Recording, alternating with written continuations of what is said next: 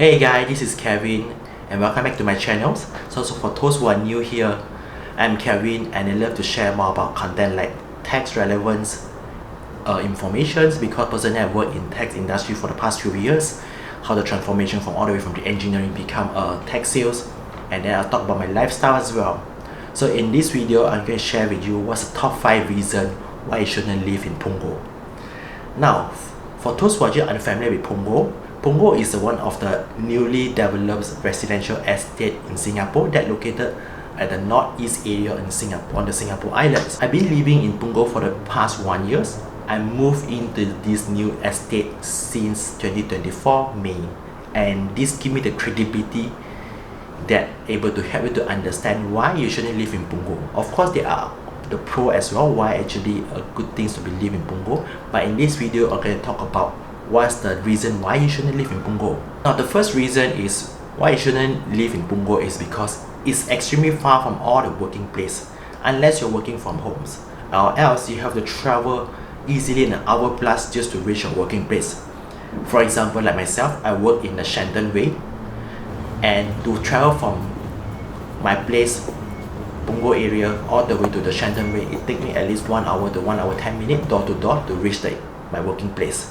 So I have to wake up like at least 2 hours early before we start our working day, so that I can have a preparations done, so that I can able to get to the office on time. I have to take bus all the way from the Sumang Lane, then travel all the way to the Punggol MRT before I can take the train from Punggol MRT all the way to the Outram Parks and make a transition from the Outram Parks to the Shenton Ways. So it can easily take me over the 14 stations, and from on the MRT itself it take me like 50 to 55 minutes from there. And if you have luxury to drive, even then on the peak hour it's going to be very slow and it takes you more than 1 hour just to reach the CBD area. I've experienced that before because I have a bike and I also take Grab and taxi as well. By the way, if you take taxi and Grab during the peak hour, like between 7:30 to 9:30, it easily costs you 50 Sing dollars per trip. Bad thing about living in Punggol is the bottlenecks is on the TPE highway, which is only one highway that can connect you to the CBD area, and that usually very congested, that route. So it can easily take you 1 hour just to bumper to bumper across all the cars in between. And it could be worst case if things happen, like for example there's an accident happen along the way, it takes even much more longer. So you have to actually think about this if you wanted to live in Punggol. The second reason why you shouldn't live in Punggol area is because there's a massive noises from fighter jet thrust. Now to give more context, Punggol is a estate that develops very near to the Paya Lebar Air Base. That's where all the fighter jet will do their daily practice in that area. So each time they have to doing practice, they'll make a turn around the Punggol area because forbidden to go through the Malaysia borders. So that is where the Punggol areas will actually experience the most noisiest part of across the entire island due to this jet fighter thrust. Now this is no jokes. I let you hear this jet noise. How does it sound like?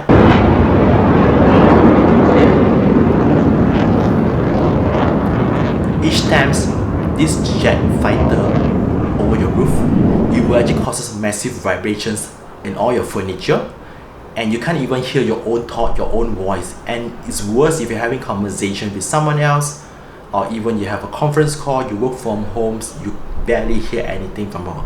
Even you close all the window, like myself, I install double gaze window. We have like a 2-3 layer here to block the noise. The noise can penetrate into my rooms and affect my daily conference call as well. This jet noise is not only fly above your roof like once a day, they fly at least 15 to 25 times a day. I did the calculations when I actually work from home from time to time, and I pretty much lost count most of the times.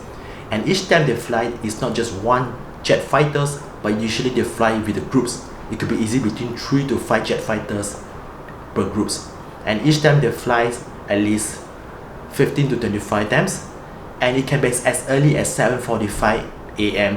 all the way to night 7 or 8 p.m.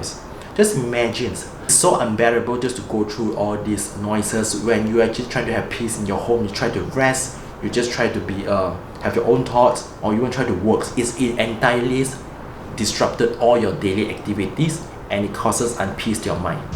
And worst case, if you are sick, you are trying to have a rest, or you actually been working all days long during the night, you can't even have a proper rest just because of this. Good news is that Pilot Lebar Air Base will actually shift 2030s, but then you still have 5 years to go.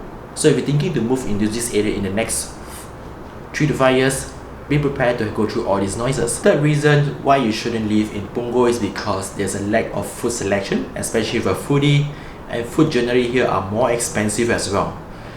Ask anyone who live in Punggol, where is a good recommendation for foods? They will tell you none, because there's no really a good food around this area. It's a young estate that only developed for the past 10 years ago. Mostly all the hawker centers, the owner of this F&B are young people. They're here just to make money. They're here to actually prepare a tasteless meal for you. So for you, it's only about getting your food done just to fill up your stomachs. If you compare like estate like Hougang, like Yishun, like Woodland, Tampines, those older estates, you'll find much more better and affordable foods. One reason why you shouldn't live in Punggol is because Punggol is extremely high density heartland areas. In fact, it's probably one of the highest dense populations areas in Singapore. There's over more than 200,000 people living in Punggol areas, and each time you go outside just for queuing for foods, queuing for paying your shoppings, or even for doctors visit, or even to pee, you have to queue because everywhere is people. They're just highly dense areas to live.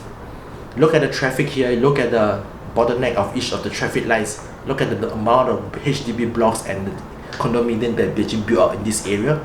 It's so dense that you can only see like buildings that actually be duplicated over again around across the Punggol areas. The fifth reason why you shouldn't live in Punggol is because your house will be more susceptible to mold growth. The reason is because Punggol is an area where it's surrounded by rivers and it's very near to the borders, rivers as well.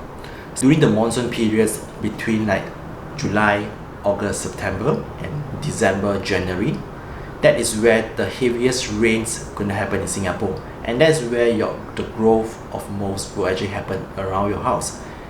I've tried that before. No matter how much I let my house ventilated, I open all the door, windows all the times, the mold will still grow.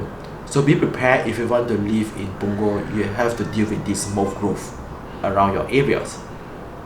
And mold growth is dangerous because it will affect the health of your family member, yourself. Whoever actually have asthma, you might be more susceptible to have more symptoms on that. So these are the few reasons why you shouldn't live in Punggol, or at least a few reasons that you have to consider if you wanted to move to Punggol. Now remember, the reason actually I chose Punggol is because of the affordable of the pricing around this area, and also most of the houses here are newly built, so you get at least a clean 99 lease and also a more modern house in Singapore. But those are the reasons that you might need to consider if you're thinking to move here. That's all for today's video, and see you guys in other video. Have a good day.